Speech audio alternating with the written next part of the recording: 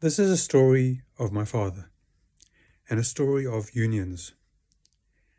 One day, the unions came to my father at his factory where he employed somewhere between 100 and 150 people, and they said, you're not paying the minimum wage. And he said, it's true. All my wage earning staff, their pay is less than the minimum wage, but if you look at their pay slip, not one person earns less than the minimum wage. In fact, some people are earning 4 or 5 times the minimum wage. But the unions weren't happy with this, and they said he must set the minimum wage at whatever they told him it must be. And he said to them, if I do this, then my factory will be out of business within 10 years. He was right. His factory was eventually sold, and it was out of business sometime around 10, 15 years later. So what was this about?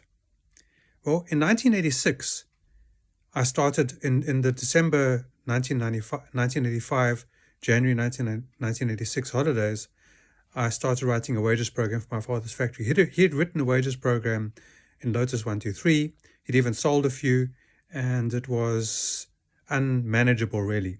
And I decided to write it, and then I started an honors project doing concurrent programming. But by March, I realized I was spending more time on the wages program, so I went to my professors in honors in 1986 and asked them, can I finish the wages program as a project? And they said, great.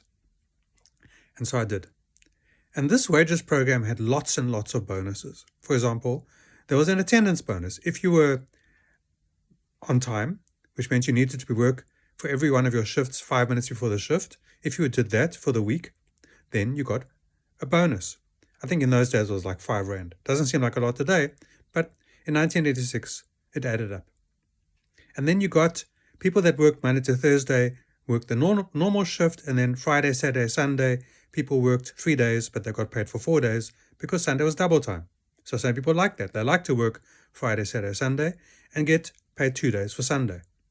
Then there was a night shift allowance. If you worked at night, you got a 10% bonus because not everybody enjoyed working the night shift. So some people worked the night shift. Some people worked the weekend and worked the night shift. So they worked Friday, Saturday, Sunday night, and they got their 10%. Then there was a production bonus. So if you met your production quota, you got a bonus. And so it went on. There were bonuses and everything. For every week that you were a wage-earning employee, for every year that you're a wage-earning employee, you got a week of bonus. So, and up to 12 weeks, up to 12 years, you got up to 12 weeks of bonus. After 12 years, you could choose if you wanted to become a salary employee or if you wanted to stay a wage-earning employee, but your bonus stayed maximum 12 weeks. Everybody got a 13th check, as long as the company made a profit. And I think that in every year, even if the company made a loss, my father gave his staff a 13th check. So everybody got the 13th check. Everybody got a Christmas hamper. I remember lots of beautiful Christmas parties with fish and chips or Kentucky Fried Chicken or whatever hampers, plus biscuit hampers, plus, all kinds of things. And so everybody got all these bonuses. There was even a bonus. He realized that people weren't paying their rent in January because of the 3-week December-January holiday. People ran out of money. And so he said to them, look, you allow me to pay your rent in January, and I will deduct the rent, an additional amount from your wages every week, and then I'll pay your January rent. And for that, he gave people a 5 Rand a month bonus. Then there was a town nearby, and he provided a minibus to bring people to work, and he paid for that minibus. About 10 people a day came from the town nearby, and he paid for them to come to work. And so there were all these bonus systems. So not one employee, whether it was the tea lady or it was the shift supervisor, everybody earned much, much more than the minimum wage.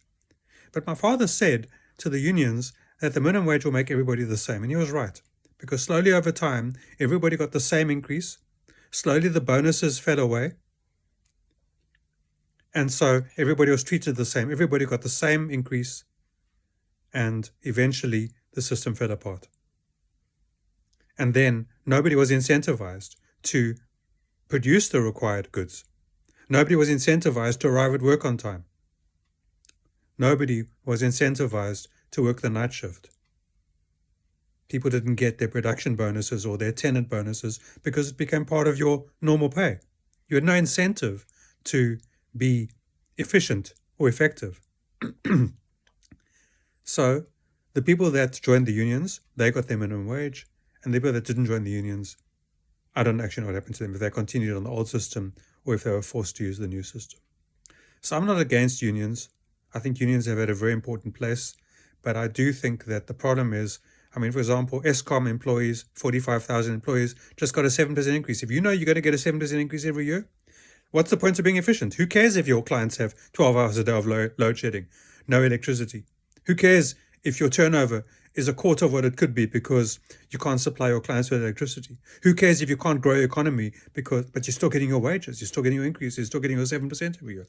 Great, you're still getting your bonuses, you're still getting back pay, you're still getting overtime, you're still getting all those beautiful things, but you're not producing the goods that you're meant to be producing. But it's okay because you're protected. But the country is not growing. More and more people are unemployed. And of course, as we know, unions protect employed people. They don't protect unemployed people. So I'm not saying that we shouldn't have unions. Unions have had a very important place. What I'm saying is people need to respect that if they work in a company and the company is providing all kinds of bonus systems and people are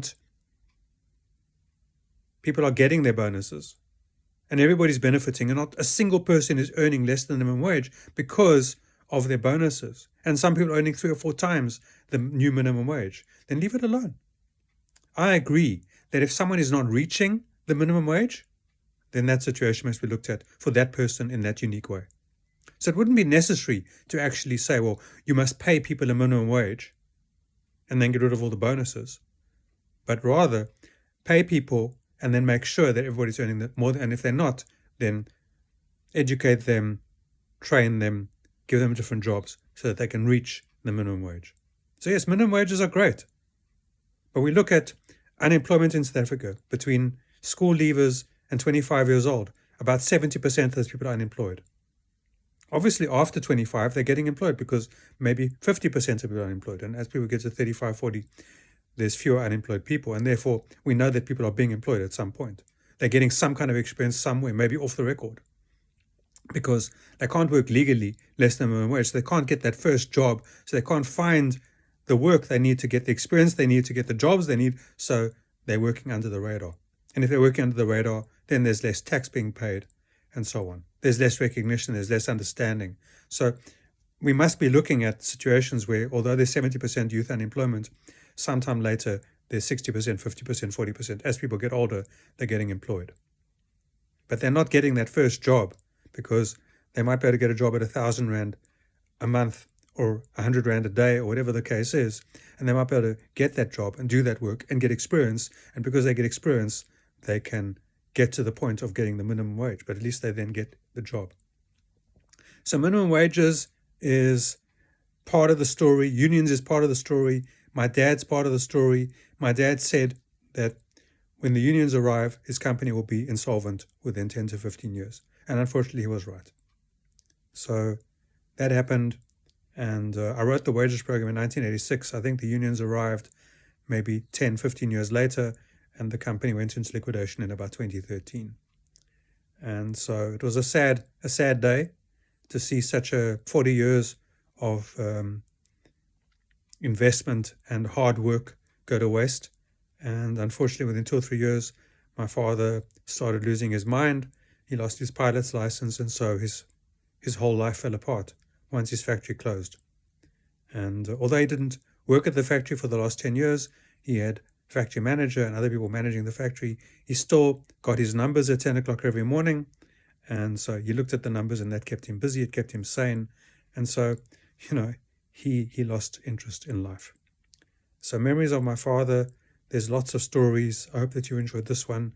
Thank you for subscribing to my channel. And I love you all, and I bless you all, and I thank you all. Good night.